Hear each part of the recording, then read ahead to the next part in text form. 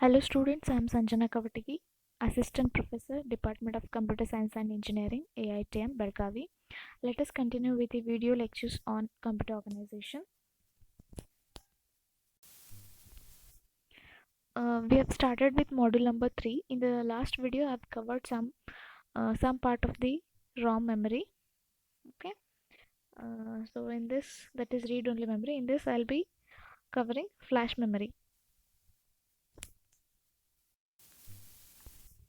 Flash memory. A similar approach to the EEPROM technology, it has given rise to flash memory devices also. So a flash cell is based on a single transistor that is controlled by trapped charge, just like that is happening in the EEPROM cell. Okay, there are some similarities between the EEPROM as well as flash memory, but there are also some substantial differences between the EEPROM and flash devices. Okay. In EEPROM, it is possible to read and write the contents of a single cell. Okay, whereas in case of flash device, it is possible to read the contents of a single cell, but it is only possible to write an entire block of cells. So this is the difference between the EEPROM and flash memory. So prior to writing in the flash memory, the previous contents of the block will be erased. Okay, so flash devices, they have some greater part of density, which leads to higher capacity and a lower cost per bit. Okay, so the cost, concerning to cost, it is less here in the flash memory, and we are getting higher capacity of the storage. Okay, and they require a single power supply voltage, and they consume less power in their operation. The low power consumption of the flash memory makes it attractive for use in the portable equipment, that is which is battery driven. Okay, so some applications of this include handheld computers, cell phones, digital cameras, and mp3 music players. Okay, so in handheld computers and cell phones, flash memory holds the software that is needed to operate the equipment, thus obviating the need for the disk drive.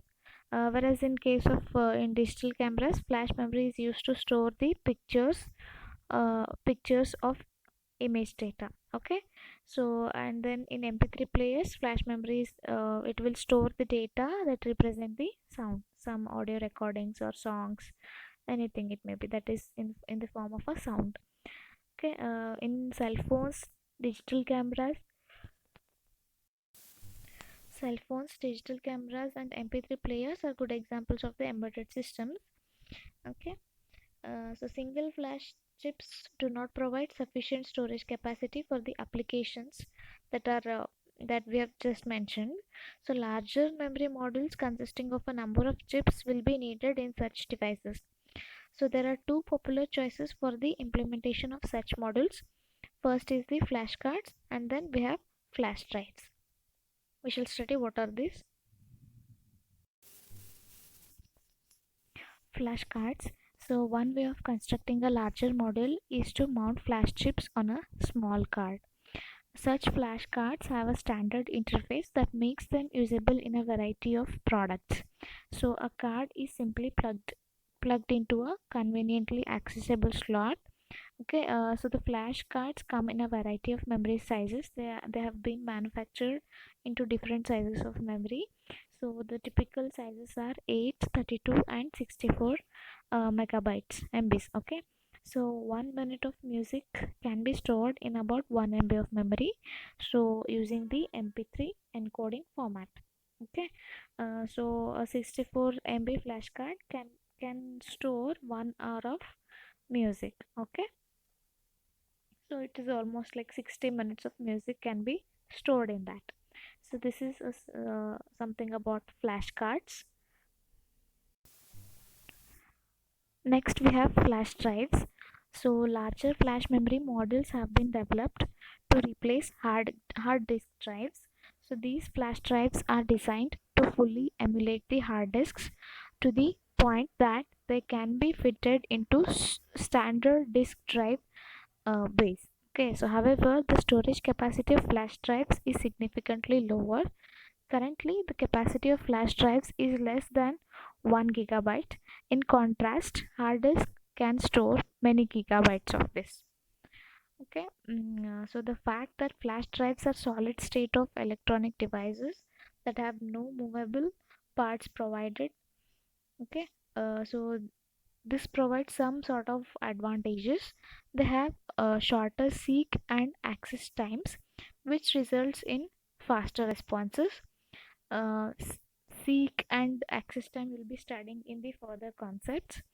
Okay, so they have low power consumption, which makes them attractive for in terms of battery driven applications, and they're also insensitive to vibrations. Okay, but there is some disadvantage associated with the flash drives too. So this flash drive is a hard disk drive, and their smaller capacity and higher cost per bit makes a that makes the biggest disadvantage of this. Okay, disk provide an extremely low cost per bit. Another disadvantage is that flash memory will be it will deteriorate after it has been written a number of times. Okay, fortunately this number is high, uh, but this is a kind of disadvantage because after some, say, a number of times, the data gets or the memory gets deteriorated. Okay, so this number can be at least 1 million times. Okay, so this is about flash drives and their advantages as well as disadvantages. We shall continue further concepts in the next videos. Thank you for watching.